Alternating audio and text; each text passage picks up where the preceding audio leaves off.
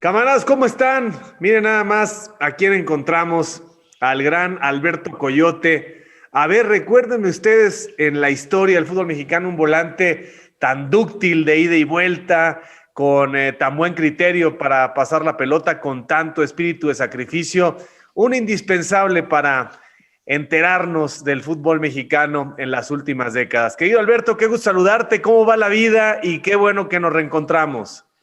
Gracias, Javier. Un gusto. Te mando un fuerte abrazo a la distancia.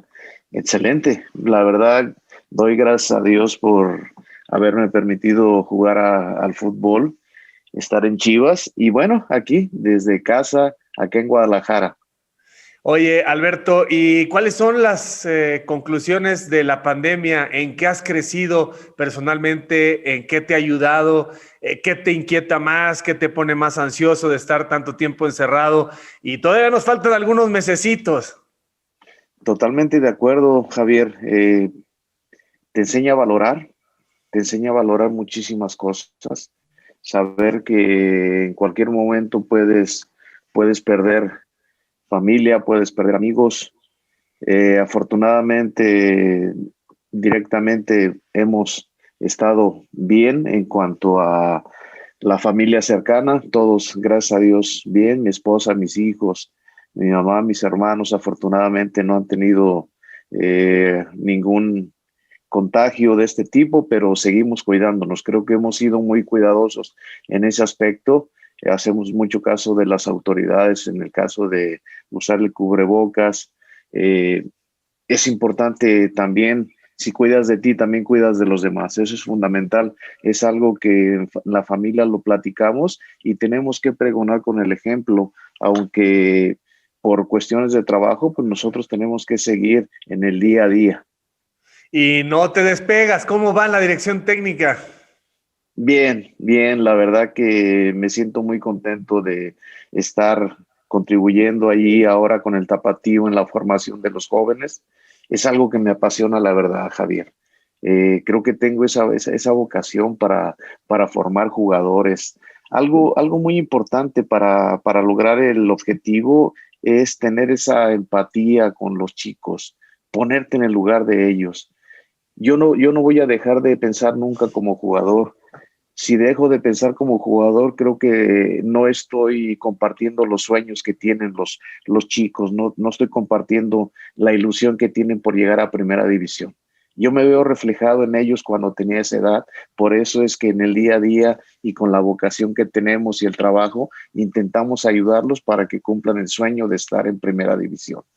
Vámonos a ese sueño que tuviste, Alberto, para hacer una carrera increíble. ¿A qué edad te imaginaste o empezaste a descubrir que el desarrollo para ser trascendente en tu vida tenía que ver con el fútbol?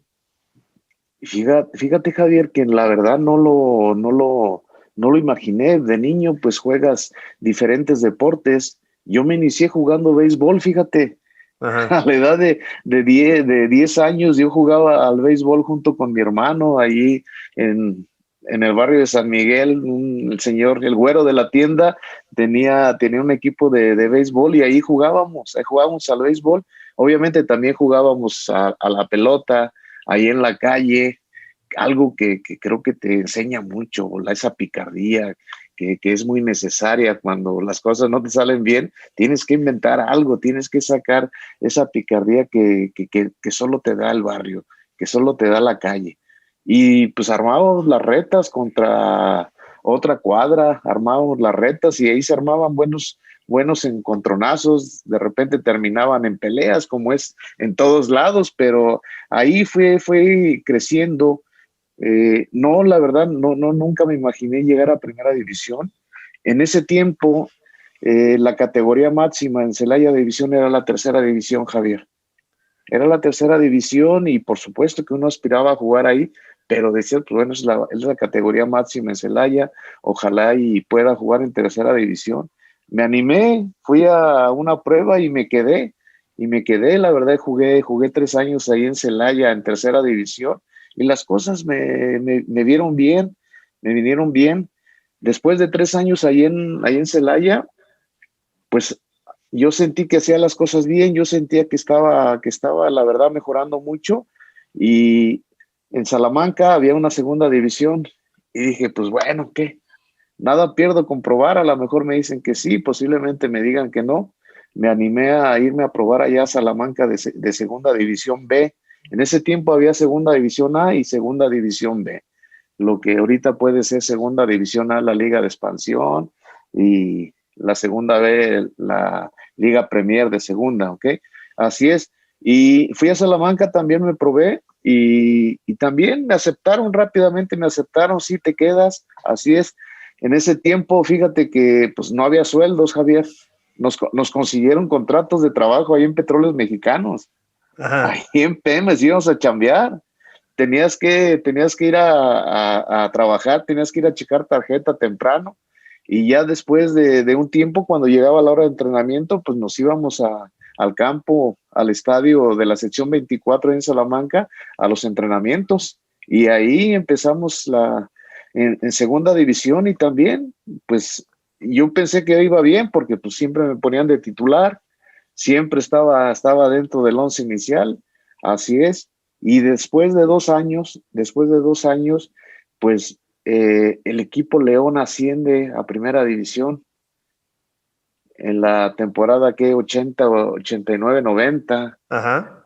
en la 89, 90, sí, correcto. Asciende a León a primera división.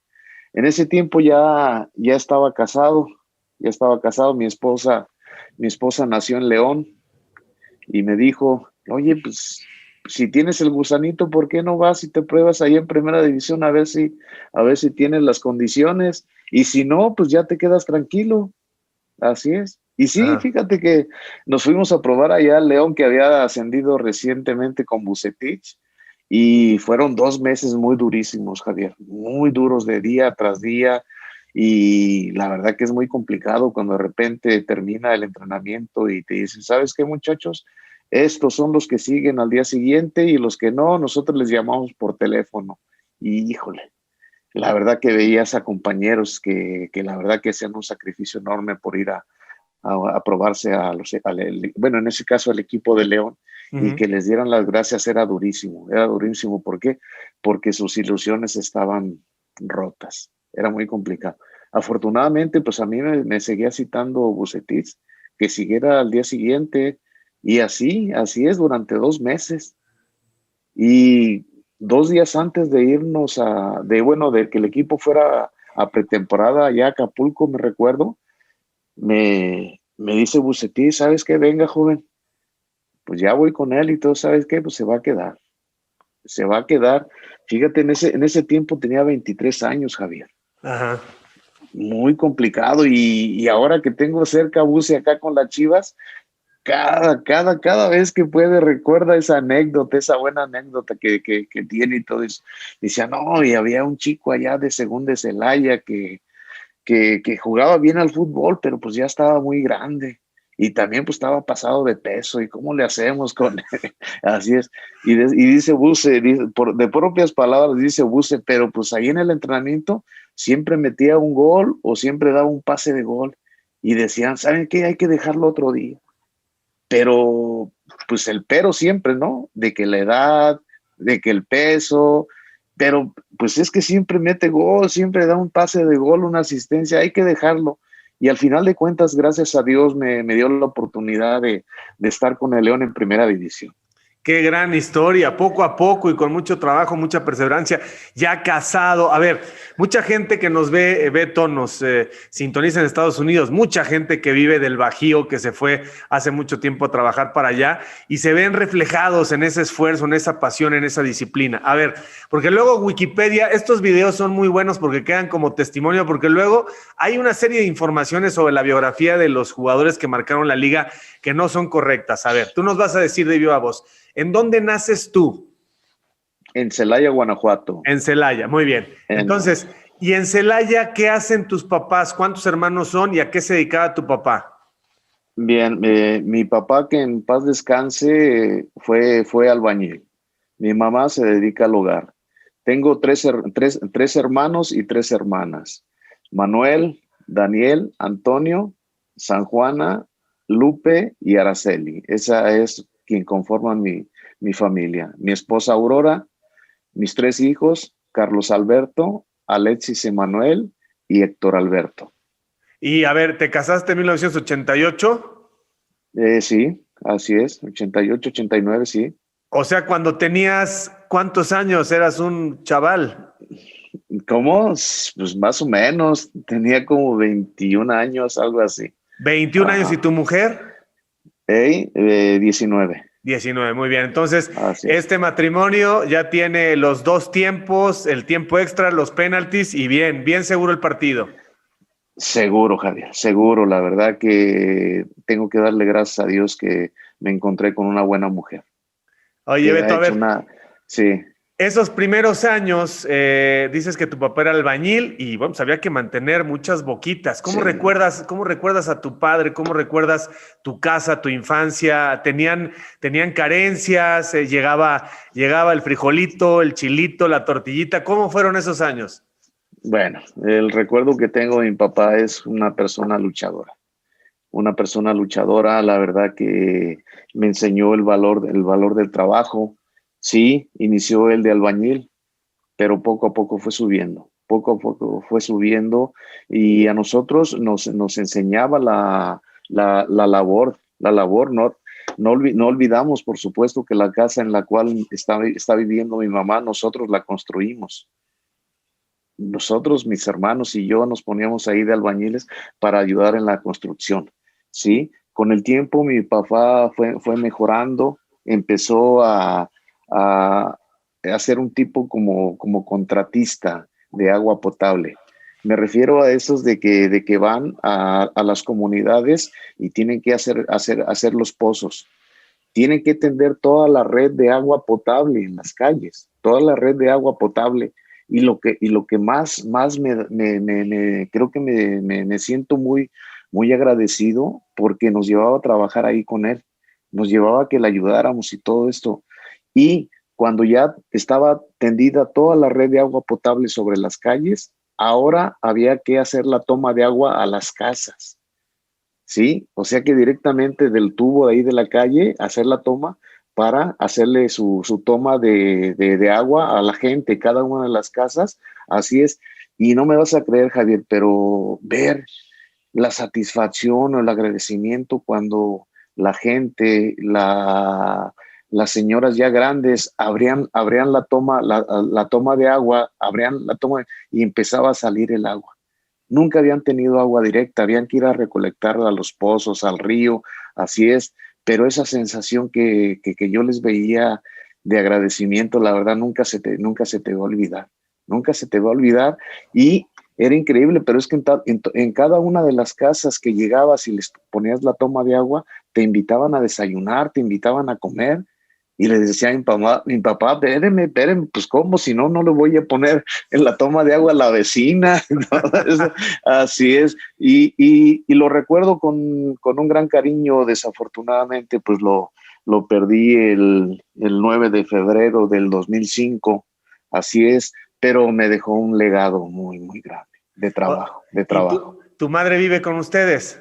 Sí, así es. Mi mamá está en Celaya ya con mis hermanos.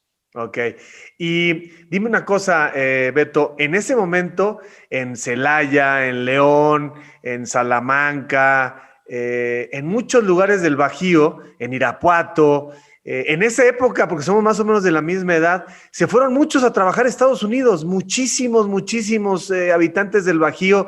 En un momento dado, se dio la posibilidad de que tu elección de vida fuera de pronto irte a buscar mejores ingresos a Estados Unidos. Debes de tener primos o amigos del barrio que están allá, ¿no?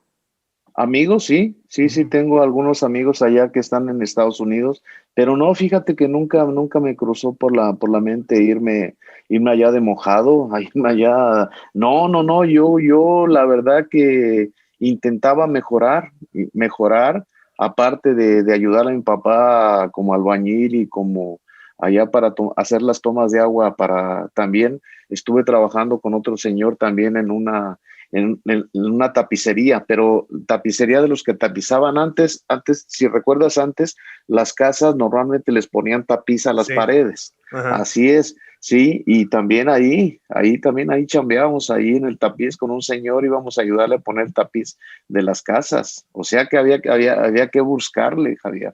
Le hacías de todo. Y Sí. tu mamá en casa, tu mamá cuidándolos, criándolos, educándolos. Sí, por supuesto, mi mamá siempre estando al pendiente de la educación nuestra y por supuesto que te hacía sentir bien, Javier, que cuando llegaba el día de la raya, pues ibas ahí con tu mamá y le entregabas parte de la raya y ya tu mamá te daba algo para tus chicles y todo eso, pero sí, la verdad que te sentías orgulloso, te sentías que estabas contribuyendo a la familia. Oye, ¿y tus hermanos también jugaron al fútbol? ¿Tu papá jugaba fútbol? Mi papá jugaba de portero, fíjate. Mi Ajá. papá jugaba de portero. Recuerdo que de niño nos llevaba a verlo, pero jugaba de portero. El buen Mane que le decían ahí sus cuates del barrio. Así es. Mi hermano Manuel creo que también ayudó muchísimo, fíjate. No fue profesional porque no quiso. Tenía una calidad como defensa central muy buena. Así es. Me enseñó mucho porque a veces jugábamos de contrarios y me agarraba a patadas. Sí, sí, sí, me agarraba patadas. El problema está que cuando llegaba a casa, mi mamá se lo zumbaba por haberle pegado a su negro. Así es. Sí, y Daniel fue el único que estuvo más cerca de jugar ahí en primera división. Él estuvo ahí en el equipo de Celaya cuando ya estaba en primera división, en la época de Hugo Sánchez, del Buitre, de Michel, ahí en el Celaya, en los Toros de Celaya. Fue el único, pero no alcanzó a debutar, fue el único que estuvo cerca ahí de llegar a primera división. Oye, Beto, ¿y las primeras canchas en las que se empezó a ver tu talento estaban ahí cerca de tu casa? ¿Te cruzabas o en la banqueta o cancha de tierra? ¿Dónde jugabas fútbol? Cuando iniciamos, pues ahí en las calles, prácticamente ahí las paredes los hacías literalmente con la pared, ahí de la vecina, luego se enojaba, así es, y bueno, ya en campo grande, pues ahí cerca de ahí donde vivíamos primero en Antonio Rábago, después ya nos cambiamos a una casa mejor que te platicaba que construimos en Río Lerma, pero como a 500 metros estaba una cancha del Seguro Social y era una de las mejores canchas que había ahí en Celaya, que se jugaba muy bien al fútbol. Incluso ahí se jugaba la zona centro, que era la categoría más próxima no era la tercera división, sino era donde se jugaba mejor al fútbol porque era una categoría libre en la cual jugaban de muchos pueblos de ahí de alrededor, Pueblo Nuevo, Salvatierra, Salamanca. Había un torneo de equipos que jugaban ahí y también ahí empecé a jugar como a los 15 años, ya con una edad, bueno, con una categoría libre, pero con 15 años yo ahí fue donde inicié. Y desde chavo llamabas la atención, o sea, desde chavo sobresalías con la pelota, todo el mundo te escogía en su equipo. ¿Cuándo te das cuenta que traes madera para futbolista importante? Fíjate que yo inicié primero que nada como niño jugando ahí en el Ciclomundo, una tienda de bicicletas que ya no existe, pero ahí iniciamos con el Ciclomundo. Después, como vio mi papá que pues que nos gustaba mucho el fútbol, dije, pues ya voy a armar el equipo yo. Y le puso Deportivo Celaya y he jugado ahí con mi hermano Manolo. Ahí jugábamos a la pelota. Después de ahí, pues ya nos invitaron a un club. Allí en Celaya, Guanajuato, hay un club muy importante que tiene mucha tradición. No sé, creo que ya, no sé si todavía exista, pero es el Deportivo Bravo. Ese club, ese Deportivo Bravo tenía categorías, tenía como 5 categorías, desde infantil, juvenil, así es, hasta en la Liga Independiente, en la categoría libre, en la categoría A, también tenía un equipo de libre y yo empecé jugando en el juvenil Deportivo Bravo, pero también con esa edad ya íbamos a jugar también a la categoría libre, ahí de ese mismo Deportivo Bravo. O sea que los domingos nos aventábamos hasta 3 partidos. ¿Por qué? Porque jugaba con la juvenil a las 8 de la mañana. A las 10 de la mañana o 12 del día nos íbamos a jugar en la categoría libre con el Deportivo Bravo Y para terminar, nos íbamos a jugar en la zona centro con un equipo que nos invitaba ahí de Celaya. O sea que el domingo nos aventábamos 3 partidos. Sí, ya te imaginarás, ya al terminar ahí, pues venían los calambres y todo esto. Pero pues cuando eres joven no pasa nada. Sí, la pasión y el gusto por jugar. Y aparte, Beto, pues alejarte, ¿no? En ese momento el deporte sirve pues como un escape, ¿no? O sea, si los chavos de pronto van creciendo y tienen distracciones, el alcohol y la droga y los vicios, el fútbol es magnífico para tener al chavo concentrado en las cosas sanas, para que se desarrolle su cuerpo y su mente, ¿no? Tienes mucha razón, Javier. Tienes mucha razón. ¿Por qué? Porque en el entorno en el que uno se desenvuelve hay malas compañías. Sí, por supuesto que también pasamos por ese tipo de etapas. Me refiero a que teníamos amigos de nuestra infancia que después te das cuenta que se volvieron drogadictos o incluso algunos perdieron la vida.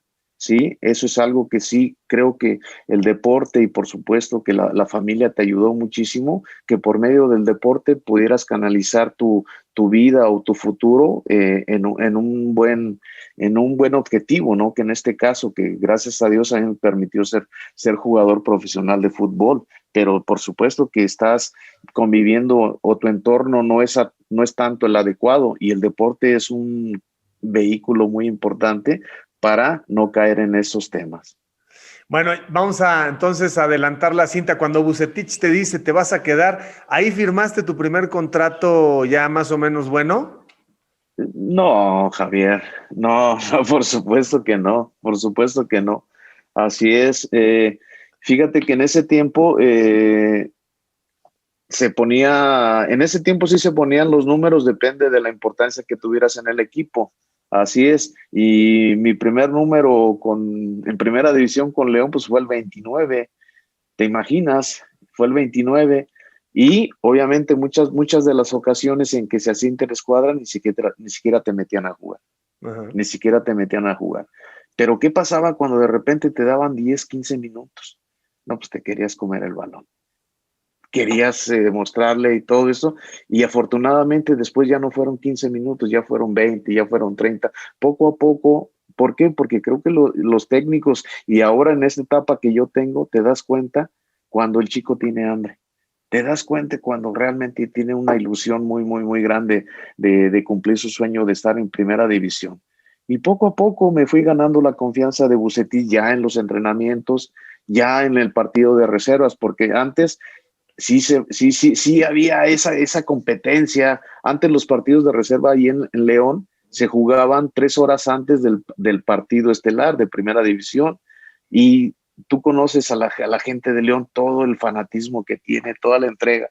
O sea que nosotros en el partido de reservas jugábamos casi con estadio lleno o 3 cuartos, porque a la gente le encanta el fútbol allá en León y casi llenaba el estadio, ni se diga cuando iba Chivas o América, siempre jugábamos el partido de reservas ahí, sí, con estadio lleno. La verdad que eso sí te formaba, porque realmente para formarte tienes que jugar en escenarios que en un futuro vas a tener que jugar, así es. Y eso la verdad que nos venía muy bien.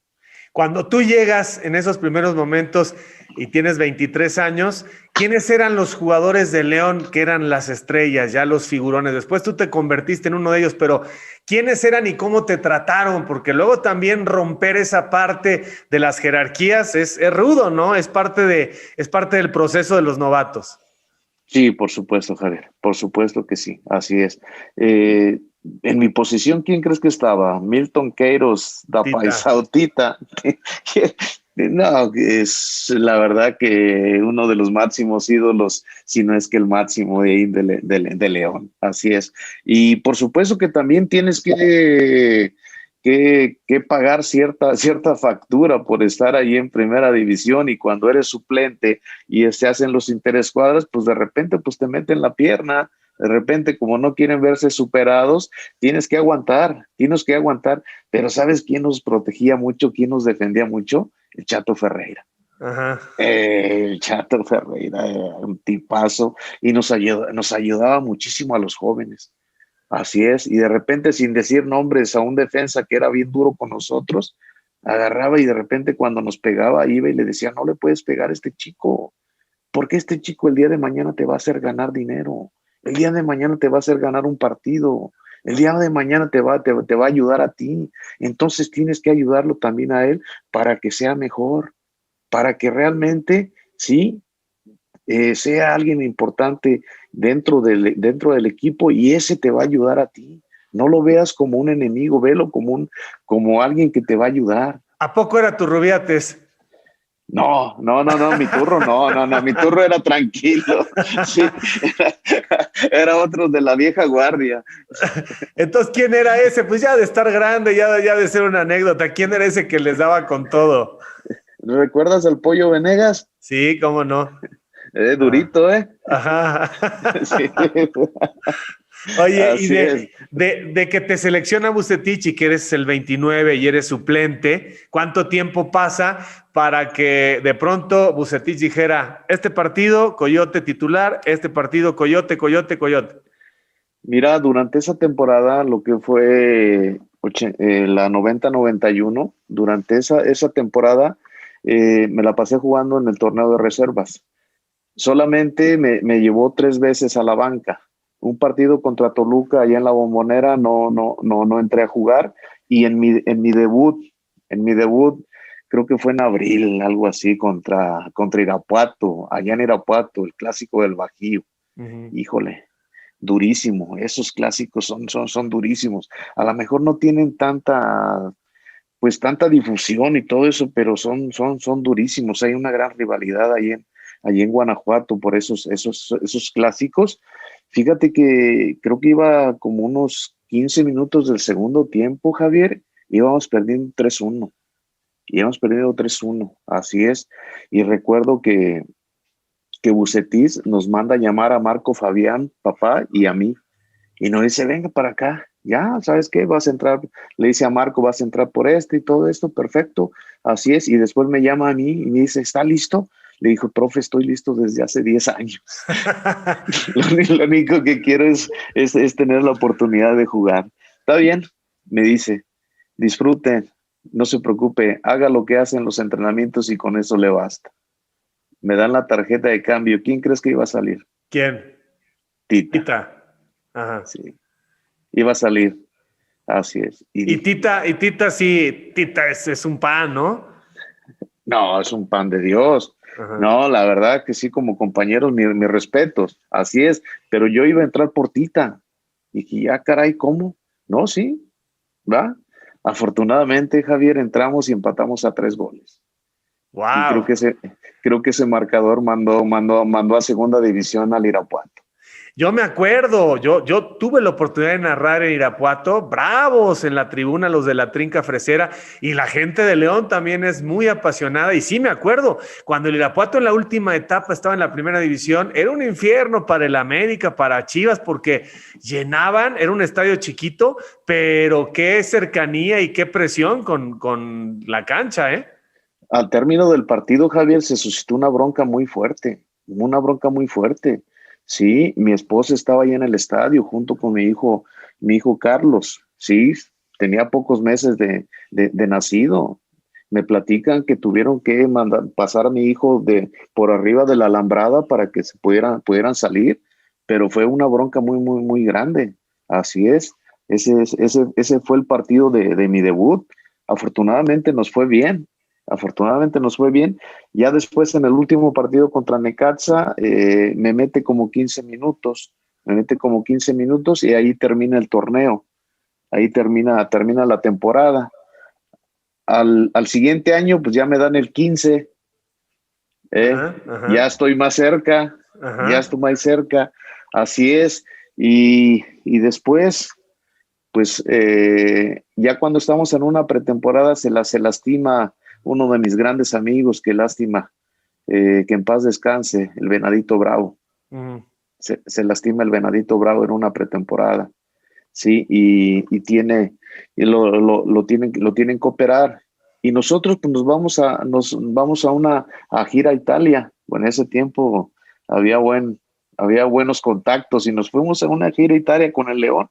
así es. Y estando allá en León, perdón, estando allá en Italia, pues Buse, como no había un contención, porque ya había salido Martín Yamazaki al Veracruz, ponía a un central lo ponía de contención, o a un medio lo ponía de contención, y no, como que no le agradaba tanto. Y en el último partido que jugamos allá en Italia, pues a mí me pone de contención. Así es, no, pues vas a jugar ahí en esta posición. Bueno, vale. Y parece que le agradó, pero yo no tenía ningún oficio, no tenía ninguna, por decir, puedo sin duda reconocer que no tenía esas condiciones como para ser un recuperador, pero a lo mejor cuando me daban la pelota le daba un sentido, empezaba los ataques desde atrás. Yo creo que eso fue lo que le agradó, y a partir de ahí no volvió a sacarme nunca más Vucetich. Pero una cosa muy importante, después de cada entrenamiento se quedaba a trabajar conmigo.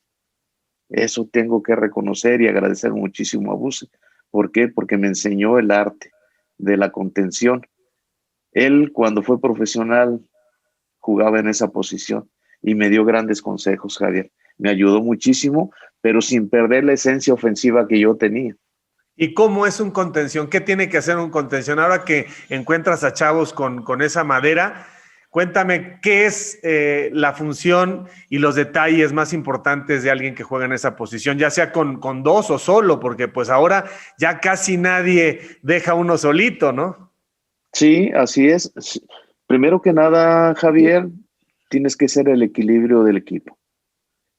Y después ya no tienes que pensar en ti, tienes que pensar en beneficio del equipo. Todo lo que hagas o dejes de hacer tiene que ser en pro del equipo. Tienes una responsabilidad muy grande, y a la vez normalmente no se les da tanto el valor a los que juegan esa posición, pero los entrenadores sí le dan ese valor, Uh-huh. ¿sí?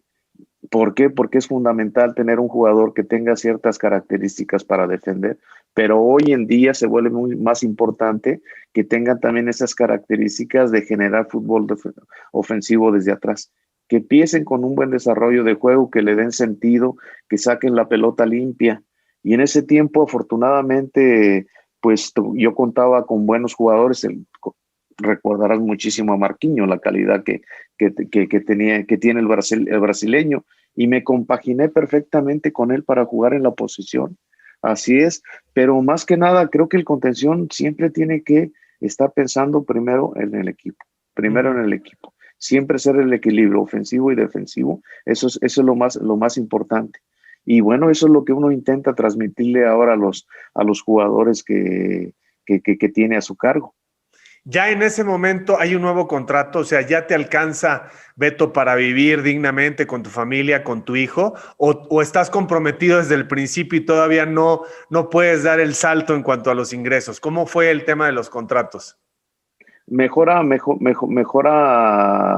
un poco. No te voy a decir que en 2 años como profesional de primera división, por supuesto que sí mejoras económicamente, pero no para vivir holgadamente.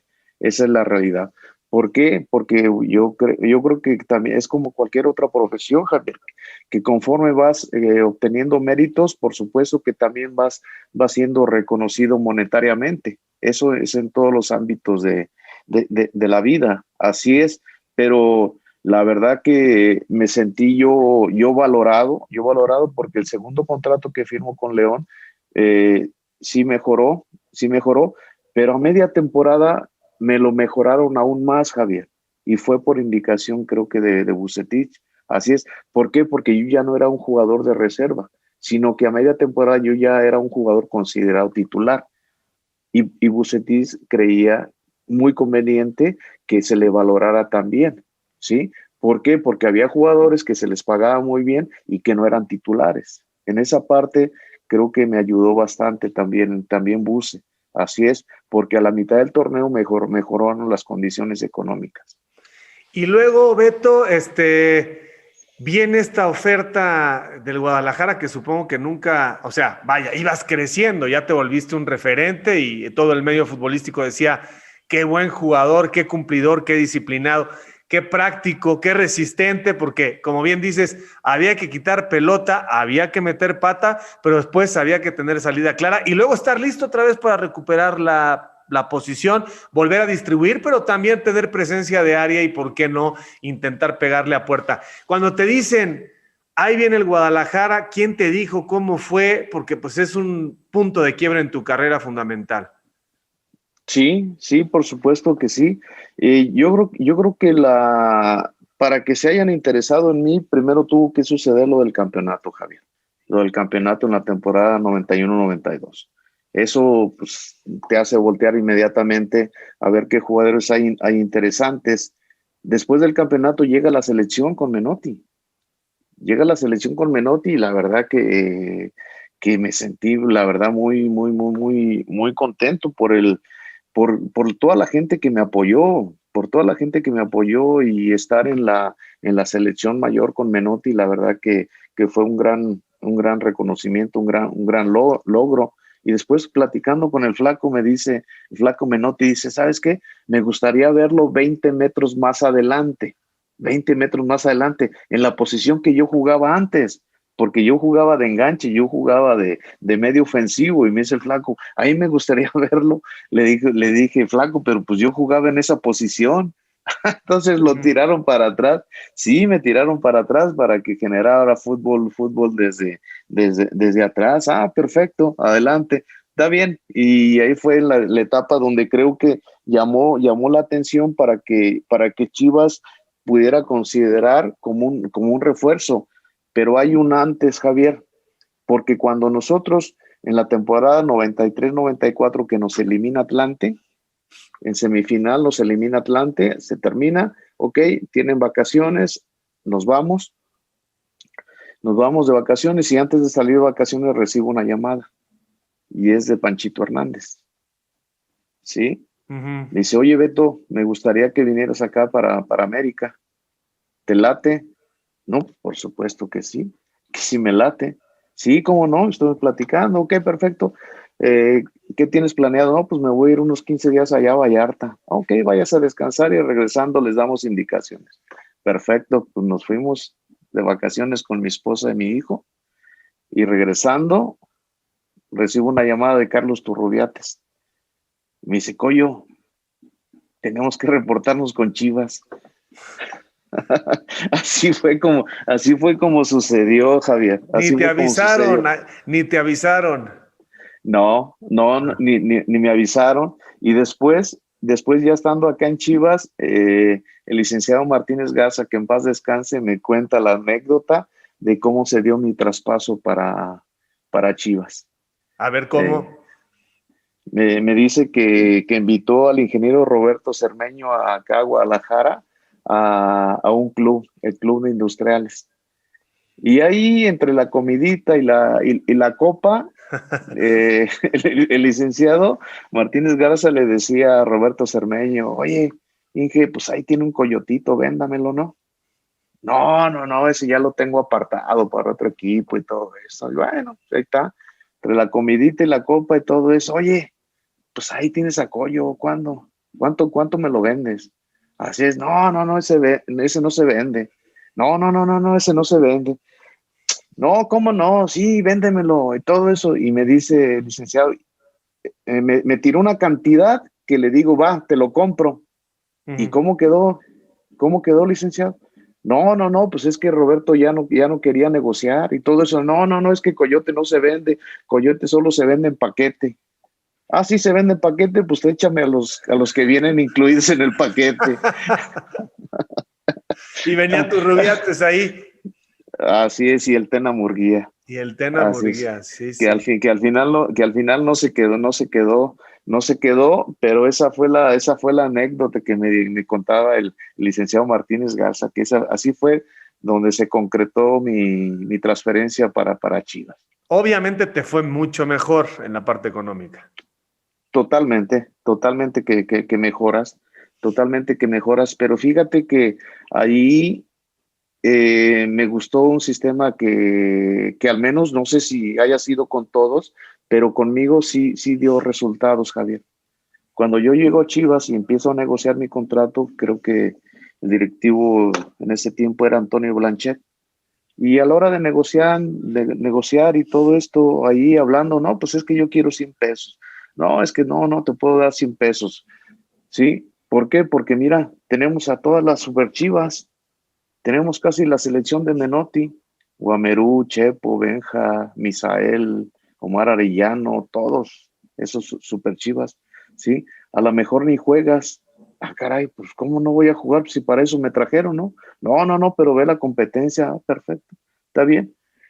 Y le digo, bueno, ¿y cómo le hacemos? Pues yo quiero 100, está bien, me parece bien, dice, si juegas el 50% de los minutos, te doy tus 100 que quieres. Y si juego más, no, pues le vamos aumentando 10 tras 10. Vale, bueno, adelante. Ya, así lo firmamos por rendimiento. Va. Y adelante, y así fue, Javier. Así fue. Y Ajá. ese vestidor, Beto, ¿cómo era ese vestidor? Porque había ya mucho líder, mucho jugador consagrado. ¿Qué tan fácil fue el vestidor de las Super Chivas? Sí, déjame terminar lo del Ah, contrato, sí, sí, sí. lo de rendimiento. Así es, sí, el directivo, si yo jugaba el 50% de los minutos, iba a obtener los 100 que yo quería. Así es. Y como jugué el 90 y tantos % de todos los minutos en ese torneo, pues me fue mucho mejor. Ajá, O sea que fue un sistema de rendimiento que me vino muy bien a mí, y algo muy importante, que no dejó que me relajara nunca. ajá. No permitió que yo pudiera entrar en una zona de confort, sino que siempre estuviera bien para jugar siempre. Jugar, y eso me vino a mí porque siempre me mantuvo en un nivel muy activo. Eso fue muy importante. ¿Sí? No creo que haya otros equipos que, bueno, en ese momento te digo, al menos conmigo dio muy buenos resultados. Conmigo dio muy buenos resultados. Oye, y en ese momento supongo que ya con tu esposa y con ese contrato, ahí es donde dices, a ver, vamos a anclarnos aquí una casa, vamos a ahorrar acá, invertir acá. Fue un momento muy importante en la vida de ustedes. ¿Así fue? Totalmente, totalmente. Además, te mencionaba minutos antes de acerca de los consejos del Chato Ferreira.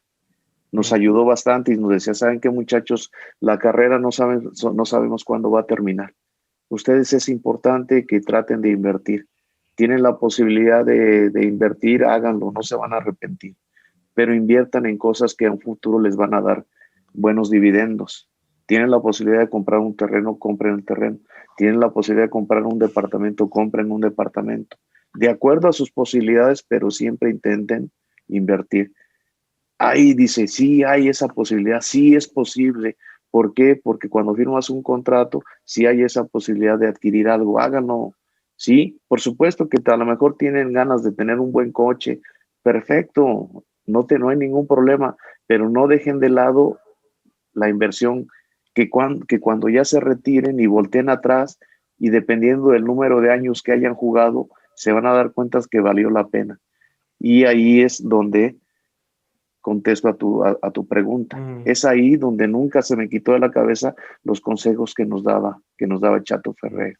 Y tratamos, sí, No, tratabas de diversificar, ¿no? sí, por supuesto que era algo muy importante. Y como el primer año con Chivas fue bueno en cuanto a rendimiento mío, creo yo, en cuanto a los minutos jugados y todo eso, creo yo que fue muy bueno, tenías esa certeza que ibas a renovar nuevamente. O sea que ahí es donde empiezas a tratar de invertir, Javier. Ujú. Y te preguntaba, bueno, esas Chivas generaron toda la expectación. Creo que ganaron poco para lo que deberían de haber ganado. Totalmente. Pero el vestidor, ¿cómo era ese vestidor? ¿Era un vestidor sano, un vestidor propositivo? ¿Había quien restaba? Porque ya había ego, ya había jugadores consolidados que llegaban como estrellas. ¿Cómo se maneja eso, Beto? Era un vestidor muy sano, esa es la realidad. Normalmente cuando el vestidor de Chivas, no normalmente, siempre, como son puros mexicanos, así es, nuestros intereses están muy ligados. Esa es una parte muy importante. La labor que hacía dentro del vestidor Chepo de la Torre, excelente. Él era el capitán junto con Benjamín Galindo, que son grandes personas que siempre intentando ayudar. Así es. Y esas son cosas que después, cuando ya adquieres otra responsabilidad dentro del club, tienes que tratar de transmitir todas esas buenas enseñanzas, ese buen guía que yo tuve con ellos, después tratas de enseñarle a los otros. ¿Por qué? Porque siempre buscaban a la hora de ir a arreglar los contratos, las primas del equipo, trataban de conseguirlo lo mejor para los jugadores. Eso me consta. ¿Por qué? Porque ellos platicaban con nosotros y decían que vamos a tratar de negociar de esta manera, vamos a hacerle así, perfecto, pero siempre buscando el beneficio del grupo, no de uno en particular. Y se creaban comisiones de 3 o 4, los que tenían más jerarquía, para ir a negociar con la directiva.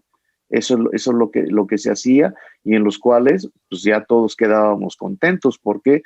Porque lo que arreglaban era bueno para todos. Y siempre algo muy importante, Javier, que no nada más se fijaban en los titulares, sino que también trataban de incluir a los reservas o a los más jóvenes que apenas empezaban a ir a entrenar con el primer equipo. O sea que no es tan solo nada más obtener beneficios directos o particularmente, sino que también intentaban ayudar a la gente que está más necesitada, que son los que vienen más abajo.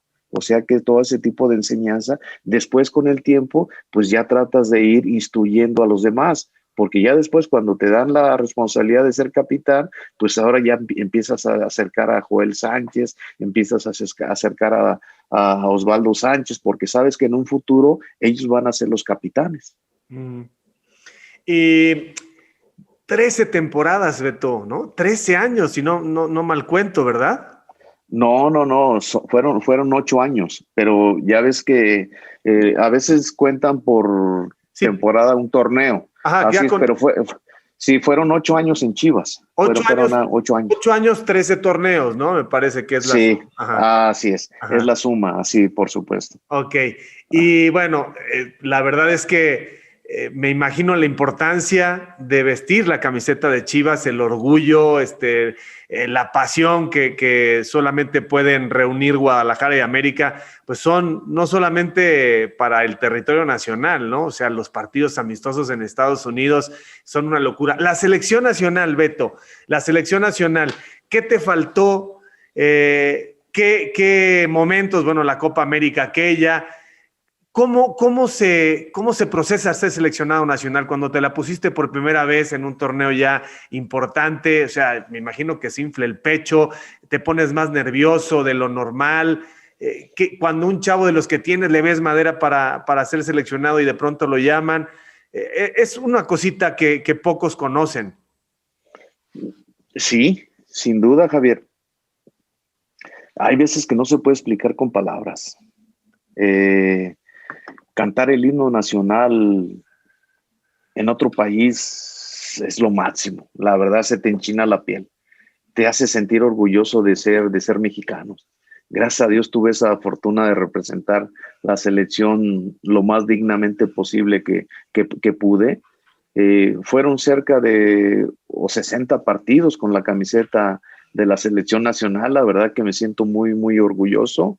Creo que me siento totalmente satisfecho de lo que hice, de lo que logré. Mucha gente pregunta acerca de que si no hizo falta un mundial.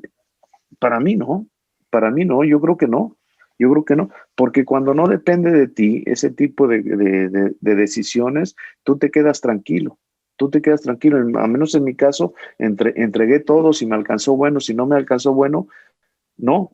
Pero si a lo mejor mis características no son acordes a un estilo de juego de un técnico de la selección nacional, es muy válido. El único que puede implementar su estilo de juego dentro de un equipo o de una selección es el entrenador de una selección, porque puede elegir a todos los equipos, puede elegir los jugadores con las características que necesita. Ese es el entrenador de una selección, porque los demás entrenadores tienen que basar su estilo en lo que tienen en ese equipo. pero no el técnico de la selección nacional. No, me preguntan mucho de eso. No me hizo falta. Disfruté cuando estuve, entregué lo máximo y me quedo muy tranquilo, Javier. Sí, uno controla el esfuerzo, la intensidad, claro, ¿no? La pasión, la disciplina, pero no controla ese resultado, ¿no? O sea, nosotros controlamos el camino, pero no necesariamente lo que la gente de pronto conceptualiza o tiene entendido como éxito, como llegar a la meta. Y me parece que el que estés muy consciente de eso evita resentimientos y evita en algunos casos amarguras, porque hay gente que de pronto logró muchas cosas y te dice, es que no fui al mundial, y terminan un poco como amargadones, y me da mucho gusto ver que tú, pues esa parte la entendiste como algo natural, ¿no? Como algo que pudo pasar y que te pasó a ti como le puede pasar a muchos, y que eso no demerita en lo absoluto una carrera tan brillante. Sí, por supuesto, Javier, por supuesto, y de repente no estoy muy de acuerdo cuando de repente se habla de injusticias. Es que no llevó a determinado jugador y es que es una injusticia. No, por supuesto que no es una injusticia. Simple y sencillamente esa es la facultad que le dan al director técnico de una selección, seleccionar a los jugadores que él cree convenientes para la selección. Es tan simple como eso. Y cuando tú tratas de dar todo lo mejor de ti y no te alcanzó, bueno, perfecto. No por eso vas a caer en desánimo, ni en resentimiento, ni en frustración. Al contrario, puede ser hasta cierto punto también una motivación. Beto, ya nos echamos una hora, ha sido fantástico reencontrarte, gracias por la confianza, por compartir los testimonios. Aquí queda este video, pues para muchas generaciones, de saber que cuando se llega no es casualidad, hay un trabajo familiar, personal, y no cualquiera llega, no cualquiera se afianza y no cualquiera logra decir, llevé mi cuerpo y llevé mi mente a lo más alto, a donde se pudo. Muchísimas gracias por tu tiempo, te mando un abrazo y en el camino andamos, mi querido Beto. Seguro que sí, Javier, un gusto saludarte, un fuerte abrazo. Gracias, saludos a la familia, Beto Coyote, muchísimas gracias. Así que camaradas, por favor no dejen de seguirme a través de todas mis redes, de suscribirse a mi canal, dale a la campanita, dale like, no te olvides de dejarme tus comentarios, yo mismo estaré respondiendo. Cambio y fuera, camaradas.